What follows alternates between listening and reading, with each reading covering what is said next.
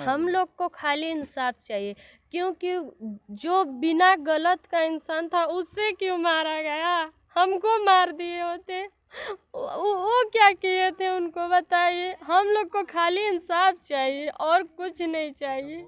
हम लोग को और कुछ नहीं चाहिए, बस हमारे चाचा का हम लोग को इंसाफ चाहिए और हम लोग को कुछ नहीं पता है। अब बताइए उनकी क्या कसूर थी? हाँ, हम लोग तो बोल ही रहे थे कि हम लोग समझौता कर लेंगे कुछ दिन में, पर उन लोग को नहीं। उन लोग को ये था कि हम लोग बहुत ज़्यादा, हम लोग बहुत बहुत पैसे वाले हैं, प्रधान हैं, ये हैं वो हैं, कुछ भी कर सकते हैं, तो कर लिए अपने वाली। तो अब हम लोग को भी इंसाफ चाहिए, वरना हम लोग योगी के पास जाएंगे। क्या क्या चाह रही हो? हम यही चाह रहे हैं उनको बहुत बुरी सजा हो और सजा के बाद उनको फांसी हो जाए, तभी तभी हमारे चाचा के मरने के बाद उनको आत्मा को शांति मिलेगा, वरना कभी नहीं। अत्याचार का एक हद आपको दिखाते हैं और अत्याचार का एक हद आपको समझाते हैं। नमस्कार, मेरा नाम आशीष मिश्रा है और हम गोरखपुर जनपद के बड़हलगंज थाना क्षेत्र में हैं।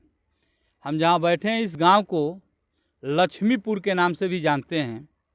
अब वो अत्याचार का इंतहा मैं जो आपको सुना रहा हूँ, हमारे पास एक बच्ची बैठी है। इस बच्ची का मैं नाम नहीं बताऊंगा, लेकिन उम्र ज़रूर बताऊंगा कि ये लगभग अभी 16 साल की है। और अत्याचार मैं ये बताऊं कि इसके घर पे अभी पिछले मई में जो है शादी था। उसी शादी की रात को ही इस बच्ची को जो है इसी गांव के कुछ दबंगों द्वारा किडनैप कर लिया गया। किडनैप करने के बाद इसे जो है रास्ते में नशीली दवा दी गई, जिससे यह बच्ची बेहोश हो गई। और बेहोश हो जाने के बाद इसे चारपहिया से इलाहाबाद के एक होटल में ले गया गया और इसके साथ जो है, मतलब क्या कहें, कह नहीं सकते, दरिंदगी की हद हो गई।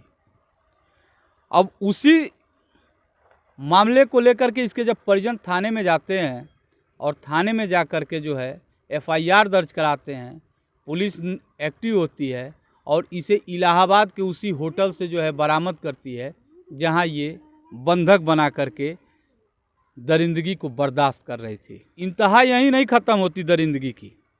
आज मैं 3 महीने बाद जो है इसके पास बैठा हूँ, उसी घटना को लेकर के। आप हमारे पीछे जो घर देख रहे हैं, इसके चाचा का घर है और इस घर के जो है मुखिया को घर से घसीट करके बाहर निकाला गया।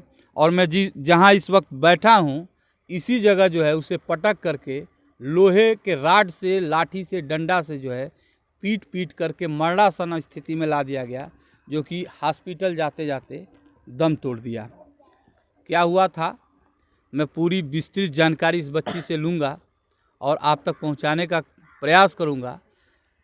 आपकी क्या है प्रतिक्रिया इस पे, मैं ज़रूर चाहूँगा कि आप अपना कमेंट दे करके उत्तर प्रदेश के जो कि राम राज्य कहा जाता है इस सरकार को, योगी सरकार को, अगर इनके सरकार में इस तरह की घटना घट रही है तो इस पे आप क्या प्रतिक्रिया देंगे, ज़रूर बताइएगा कमेंट करके। सबसे पहले हम बच्ची से पूछते हैं, क्या हुआ था, वो कौन सी तारीख थी जिस दिन तुम्हें जो है लोग किडनैप करके ले गए थे? 29 तारीख मेरे भाई का शादी था, चाचे का लड़का। और उस दिन मतलब सब नाचने गाने में लगे थे, सब लोग बाराती चले गए।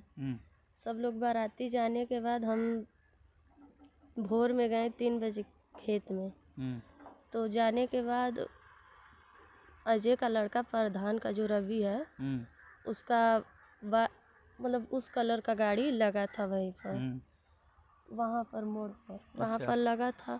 और हम गए और मतलब ज़बरदस्ती से 2-4 थे, हमारा मतलब फेस और कोई हाथ कोई पैर पकड़ के ज़बरदस्ती गाड़ी में बैठा लिए। 3-4 लोग थे? हाँ। कितने लोग थे, 3 या 4?